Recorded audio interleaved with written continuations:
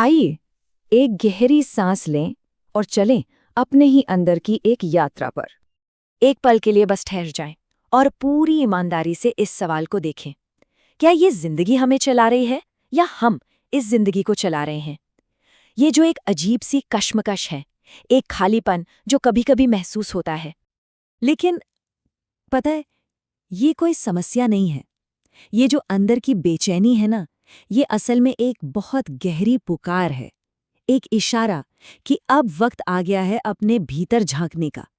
तो फिर चलिए उस अनदेखे चालक को समझते हैं, वो खामोश ताकत जो हर किसी की हकीकत को आकार दे रही है, भले ही इसका एहसास हो या ना हो।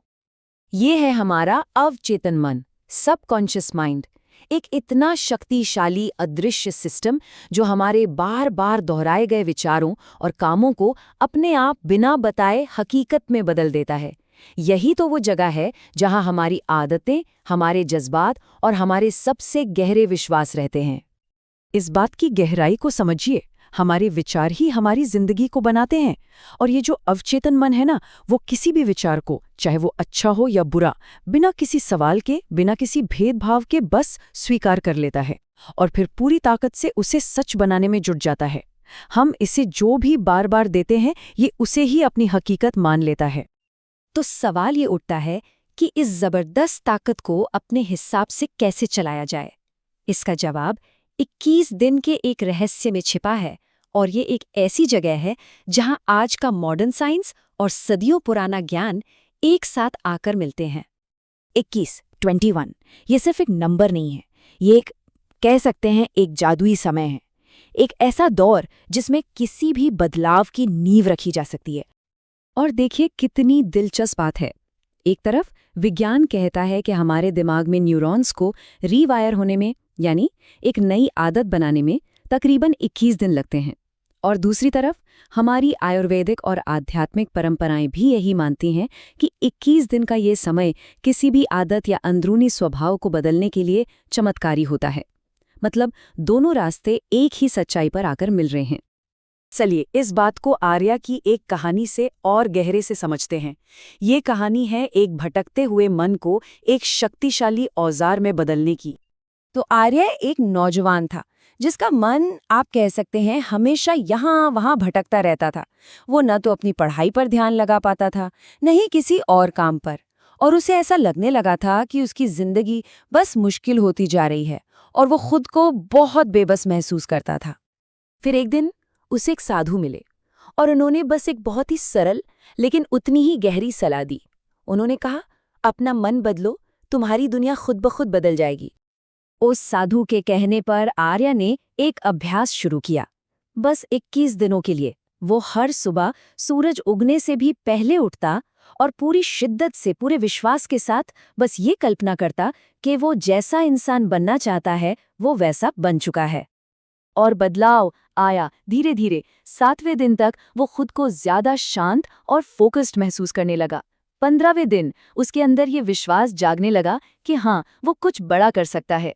और 21वें दिन तक एक पूरा कायापलट हो चुका था। उसके अंदर एक गहरा बदलाव आ गया था। अब वो खुद पर विश्वास करता था और सबसे बड़ी बात, वो अपने मन को नियंत्रित करना सीख चुका था। यही सिद्धांत, यही प्रिंसिपल हमें बुद्ध के शाश्वत ज्ञान में भी देखने को मिलता है। चलिए अब एक और कहानी की तरफ चलते हैं जहां इसी सिद्धांत का इस्तेमाल समृद्धि और मन की शांति पाने के लिए किया गया। एक व्यक्ति था रमेश, बहुत मेहनती, लेकिन उसकी जिंदगी में हमेशा गरीबी और संघर्ष ही रहा। वो मेहनत तो बहुत करता था पर नतीजा सिफर। आखिरकार परेशान होकर वो बुद्ध के पास पहुंचा, एक समाधान की तलाश में। बुद्ध ने उसे बहुत खूबसूरती से समझाया। उन्होंने कहा, मन एक बर्तन की तरह है, अगर इसे शक और संदेह से भरोगे तो ये हमेशा खाली ही रहेगा, लेकिन अगर इसे विश्वास से भरोगे तो ये छलक जाएगा। मतलब साफ था, हमारी बाहर की हकीकत हमारे अंदर के विश्वास से ही तय होती है। तब बुद्ध ने रमेश को 3 बहुत सरल से अभ्यास दिए। पहला, हर रोज बस 10 मिनट मन को समृद्धि और शांति के विचारों से भरना। दूसरा, कभी भी नकारात्मक शब्द नहीं बोलना, हमेशा ये दोहराना कि हम योग्य हैं, हम केपेबल हैं। और तीसरा, हर रात सोने से पहले जो कुछ भी पास है उसके लिए दिल से धन्यवाद देना। आर्या और रमेश दोनों की कहानियां हमें एक ही मंजिल पर लाती हैं कि हम ही अपनी हकीकत के निर्माता हैं। अब वक्त है उस शक्ति के प्रति जागने का जो हमेशा से हमारे अंदर ही थी। इसे ऐसे समझ सकते हैं कि हमारा मन एक बगीचा है और हमारे विचार वो बीज हैं। हम जो बोते हैं वही तो काटते हैं। अगर डर और कमी के बीज बोए जाएंगे तो वही उगेगा, और अगर विश्वास और प्रेम के बीज बोए जाएंगे तो जिंदगी उसी से महकेगी। तो फिर इस जागृति का रास्ता क्या है? पहला कदम है अपने विचारों को बस देखना, बिना किसी जजमेंट के। दूसरा, होशपूर्वक, कॉन्शियसली सिर्फ सकारात्मक और शक्तिशाली विचारों को चुनना। तीसरा, उन्हें लगातार 21 दिनों तक दोहराना। और चौथा, भरोसा रखना कि हमारा अवचेतन मन उन्हें हकीकत में बदलने के लिए काम कर रहा है। ये बात हमेशा याद रहे कि दुनिया की सबसे बड़ी ताकत कहीं बाहर नहीं है, वो हमारे ही अंदर है, हमारे विचारों में, हमारे विश्वास में। अब कुछ भी सोचने की जरूरत नहीं है, बस महसूस करें उस शांति को, उस शक्ति को जो अभी इसी पल हमारे भीतर मौजूद है।